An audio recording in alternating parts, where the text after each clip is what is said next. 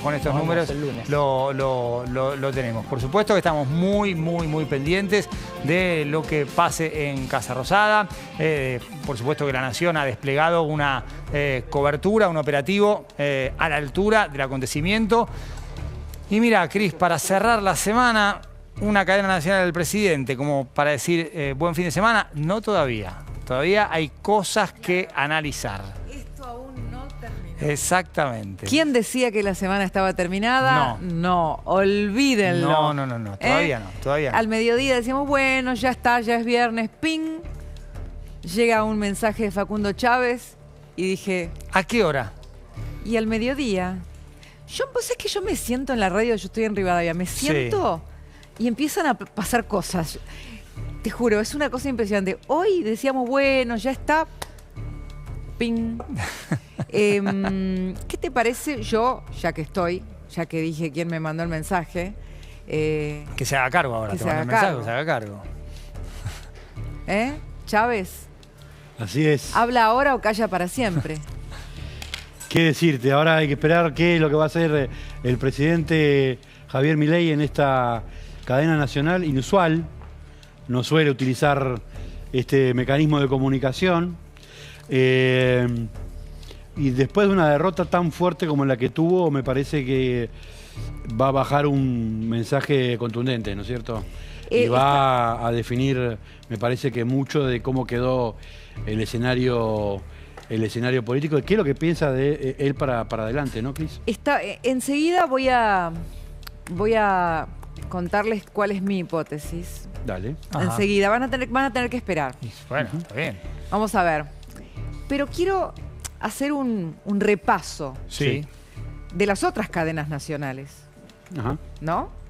La última cadena nacional también tuvo como lugar y como escenario el Congreso. Claro. ¿Se acuerdan? Apertura. Y ese domingo por la noche, sábado por la noche. La apertura de sesiones. Claro. 1 de marzo. 1 de marzo. Tuvo lugar en el Congreso, pero después la presencia del presidente en el Congreso y esta historia de cortocircuitos es quizás la primera página del gobierno de Milei. Total. Cuando él da su discurso de apertura, de inauguración, como podemos decir, de espaldas al Congreso. Sí. Entonces, esta historia es la que define los primeros 2 años de Milei. Estamos, claro, cuando el presidente recién asumía, tenía fresquita la batería, tenía la batería recién cargada de gobernabilidad. Y además había poca distancia entre la segunda vuelta y la asunción. Por supuesto. 15 días. Estaba ahí, flamante, luna de miel. Ahora está ya con la rayita. ¿Viste el celular cuando tenés rayita? Está con rayita. Antes se emitía un sonido, ¿te acordás del celular? Tirit. Cuando ¿entendés? Hay una oposición hambrienta, la rayita ahí, y mirá cómo estamos llegando a las elecciones, porque estamos hoy a un mes de las bonaerenses, ya comenzó la campaña, y estamos a un poquito más de las elecciones nacionales. No sé cómo lo ve Facu, porque esta es la síntesis, es el duelo que marcó los 2 primeros años de gobierno de Milei. Es exactamente así, Cristina. Estamos hablando de un presidente con la mínima representación parlamentaria de toda la historia argentina. La verdad es que no se conoce un presidente que haya tenido tan poca representación propia, digamos, que sea de su propio partido y que haya sido elegido por su boleta, digamos. Y el presidente tomó la decisión desde el día 1 de que iba a gobernar de espalda al Congreso. Tuvo que negociar un montón durante todo el tránsito de estos casi 2 años, estos 18, 20 meses, pero ese vínculo es un vínculo traumático, es un vínculo muy complejo y que me parece que es un vínculo que está afectado principalmente por problemas de gobernabilidad en cuanto a la gestión propia del gobierno, pero también a un momento especial como es el momento de, no tanto la cuestión electoral, sino que me parece que está salpicada por la cuestión de la definición de las listas y de mucha gente, Cristina, Juan Pablo, que queda ya afuera de la escena política grande que plantea tener una banca en la Cámara de Diputados. Hay muchos que ya tienen entre poco y nada para perder. Es la llamada fecha de vencimiento. Hay mucho fecha de vencimiento. Hay una cosa crucial. Yo recién les decía, esa noche, ¿se acuerdan que el presidente también fue a llevar el presupuesto al Congreso? No precisamente en una apertura de sesiones, que fue una circunstancia totalmente atípica. Nueva. ¿Por qué? Porque Milei necesitaba hacer partícipe a los ciudadanos porque son lo único que él tuvo a favor desde que gobernó, es decir, los que lo votaron. No era abrir las puertas del Congreso para no ir solo, porque en un punto es un presidente que está solo en el Congreso. Exacto. Para ponerlo en términos metafóricos. Tenemos en línea, si les parece, hacemos un pequeño cambio de frente. Sí. A Juan Manuel Chacón, es uno de los médicos que rindió examen hoy. Con lo cual es uno de los protagonistas de un examen muy esperado. Juan Manuel, Cristina, Juan Pablo y Facundo, te saludamos. Hola, buenas noches, ¿cómo están? Bueno, ante todo, gracias por estar con nosotros. ¿Cuánto te habías sacado antes y cuánto te sacaste ahora, Juan Manuel? En el examen previo saqué 88 y en el examen del día de ayer me saqué 77. Debes ser de los que mejor anduvo. Más cerca estuvo del 88.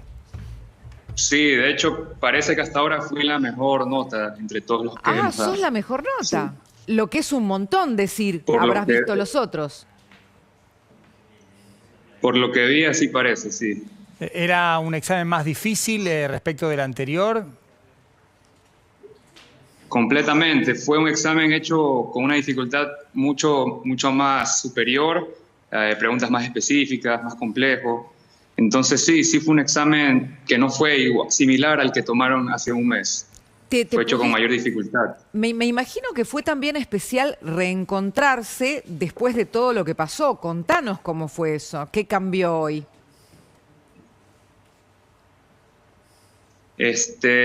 Bueno, sí, ya después de un mes de haber dado el examen, por ahí tocó repasar nuevamente para estar bien con las notas, sacar una buena nota, pero debido a esa dificultad se puso un poco complicado, digamos.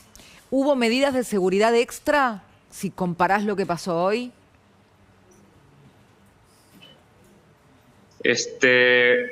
Fue el día de ayer el examen y sí, ya se entraba con máquinas de detección de metal, por ejemplo. Si querías ir al baño te acompañaban una persona de las que estaban con un guardia. Entonces fue mucho más meticuloso, como debería ser en verdad todo examen de residencias. Así tuvo que haber sido el examen del primer mes, en mi opinión. O sea, de hace un mes, en mi opinión. ¿Y cómo fue aquel examen? ¿Y qué te pasó a vos cuando después de ese 88 te dijeron, no, ¿sabés qué? Tenés que volver a rendirlo porque hay una acción comprobada de adulterio o adulteración de examen y también fraguados con notas demasiado altas teniendo en cuenta el promedio? Bueno, sí me sentí indignado, la verdad, un poco también, sí, afectado emocionalmente, ya que me preparé yo al menos con un año de anticipación para dar este examen. Yo estuve trabajando todo el año pasado en Ecuador. Yo soy nacido aquí en Argentina, en Buenos Aires, pero he vivido en Ecuador y estudié allá. Entonces el año pasado estuve trabajando ahí en el año rural y estudié para este examen y ahorita vine para tener la oportunidad, la posibilidad de entrar a la residencia que deseo, que es oftalmología, y me encuentro con todos estos obstáculos que han puesto. Primero salen, bueno, los 5 puntos, que es algo, la verdad, bueno que hagan, porque así se equilibra, pero también pasó esto de que el examen al parecer se filtró de alguna forma, por eso hubo bastante copia, buenas notas, luego lo de los lentes. Esas medidas de deshonestidad fueron haciendo que poco a poco a los extranjeros los vayan, digamos, marcando de cierta forma y dificultando el ingreso. Juan Manuel, vos acabás de mencionarlo, ¿estaba el estudiante de los lentes? Al parecer sí, yo ayer no lo vi, no sabía que iba a estar, no esperé que se presente, pero después me enteré que sí había estado y hay fotos incluso. Ajá. Algo increíble. ¿Y pero no lo conozco, la verdad. ¿Y qué comentaban de su presencia los chicos que te contaron o cómo te enteraste vos que estuvo por otros compañeros?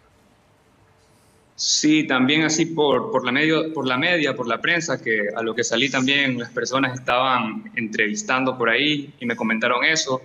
Y la verdad que ahí me enteré. Antes de eso no tenía idea. No pensaba que tenía permitido, ya que estaba ahí la evidencia, claramente, ¿no? Juan Manuel, y con este 77, ¿en qué condiciones estás? ¿O todavía hay una evaluación, una comparación con otras notas que falta para definir tu posición? Yo esperaría eso, la verdad. Esperaría que se pueda tomar en cuenta tanto el promedio académico, claro, como la nota del examen anterior y tal vez esta nota, para ver que hay una congruencia, ya que yo tengo un buen promedio y siento que eso sí me puede ayudar y me puede definir para digamos, apoyar esta nota que he sacado en el examen. No es pregunta. Que todos han copiado solo por ser extranjeros. Yo te iba a preguntar directamente, pero ¿por qué estabas rindiendo vos ayer? ¿Te copiaste? Y tu promedio es bastante alto, con lo cual, ¿por qué entraste a la segunda ronda de exámenes? Sí, yo también esperaba que debido a mi promedio, tal vez no me llamen en esta ocasión. Creo que tal vez fui llamado ya que estudié en una universidad de Ecuador, claro, universidad extranjera. Porque tu promedio en la carrera es más de 9. Sí, es 9.15. Claro, o sea 9.15 y había sacado 88, o sea, hasta bastante en sintonía, o sea, 9.15 contra 8.80. Exacto. Había una buena congruencia entre mi nota y mi promedio, por eso yo no me esperaba. ¿Y sentís que te volvieron a convocar por tu condición de extranjero o crees que eso tuvo algo que ver? Yo creería que sí puede haber sido un factor, si bien también, bueno, como nací aquí y soy nativo de argentino, la condición de haber estudiado afuera creo que hizo que me hayan llamado, si bien tengo igual el promedio que me sustenta esta nota que saqué. ¿Sabés que estoy recordando, Juan Manuel? Nosotros le hicimos una nota aquí a Alejandro Vilches, al secretario de Política Sanitaria, y nos contaba que le había llamado la atención que en algunas universidades del exterior había, saliendo de la misma universidad, alumnos con altísimos promedios y habiendo estudiado con los mismos profesores, en las mismas aulas, con el mismo programa, alumnos que tenían la mitad del promedio.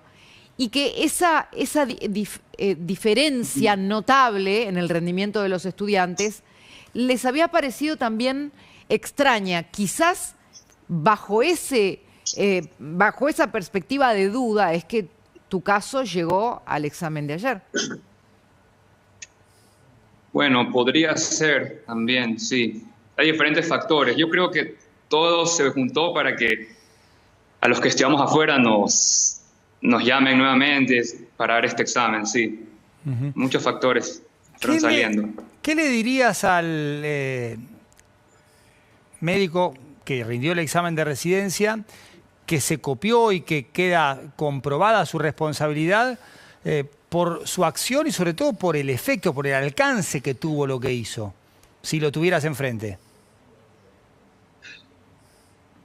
Bueno, si lo tuviera enfrente, trataría de decirle que no es la forma de obtener los resultados. Siempre todo dentro de la honestidad se puede conseguir.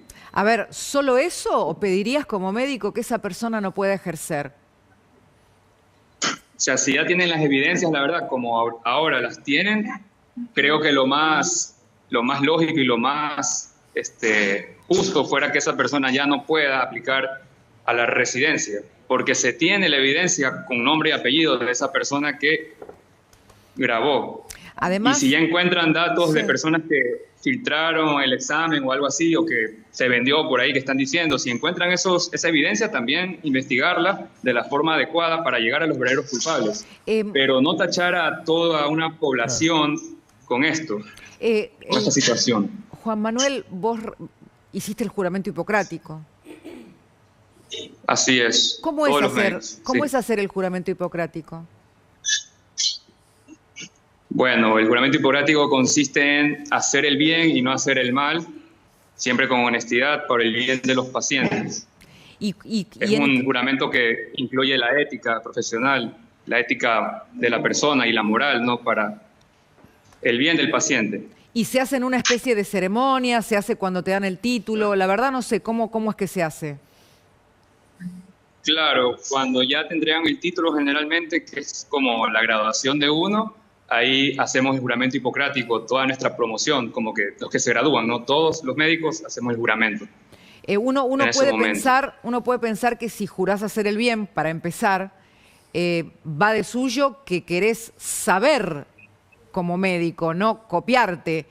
Vos que juraste hacer el bien, ¿sentís que en quienes actuaron de esta manera fraudulentamente ya traicionaron ese juramento? De alguna forma sí se puede estar sí traicionando a lo que juraron, porque estás entrando en lo que es la deshonestidad académica, lo cual jamás va a estar, bueno, bien y aceptado, ya que estamos en una carrera en la que nuestro estudio, lo que sabemos, nuestros conocimientos son los que definen si vamos a poder ayudar al paciente y salvarle la vida, ¿no? Entonces sí creo que es una carrera que se debe estudiar desde el inicio, con sacrificio, con meses. En mi caso estudié todo un año, hasta un poquito más, para prepararme. Y sí, se tiene que ser siempre honesto en este caso.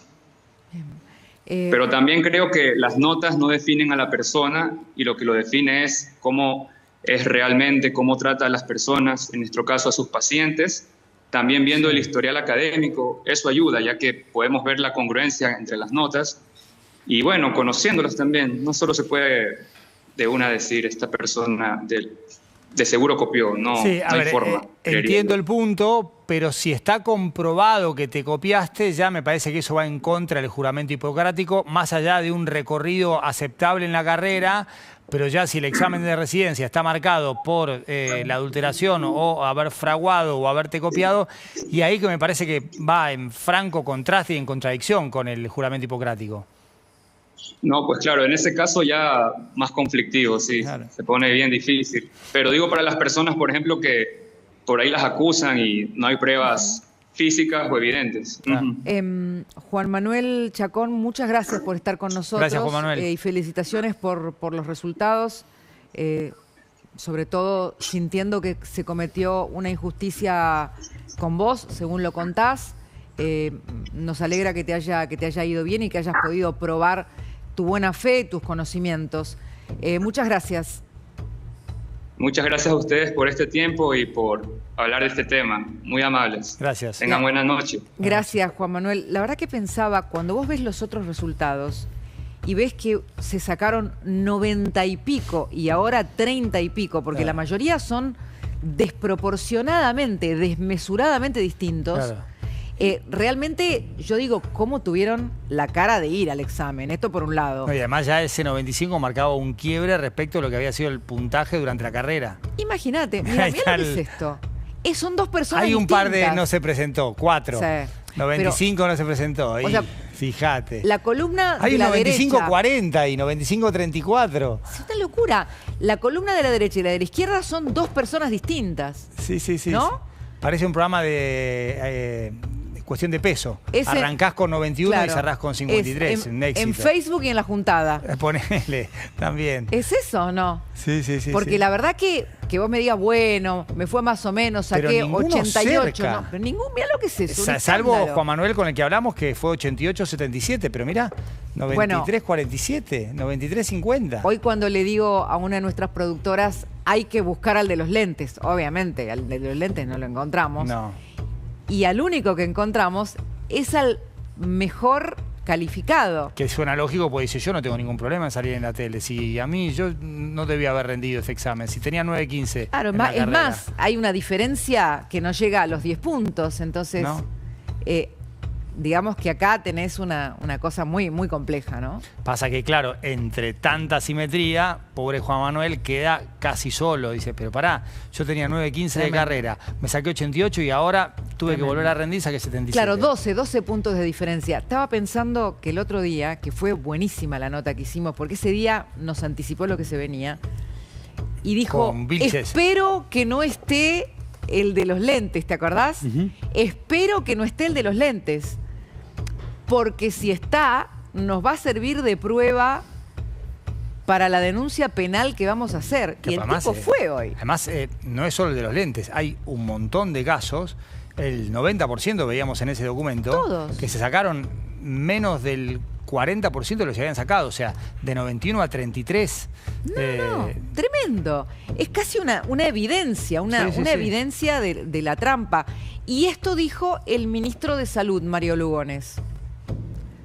Defender el mérito es garantizar calidad médica. Los resultados son más que claros. Ninguno de los médicos que debían revalidar la nota obtenida en el examen de ingreso a residencias pudieron hacerlo. De los 141 convocados a rendir nuevamente, 117 obtuvieron notas mucho más bajas y 24 aspirantes directamente ni se presentaron. Mira, ahí sumás 117 más 24 da 141.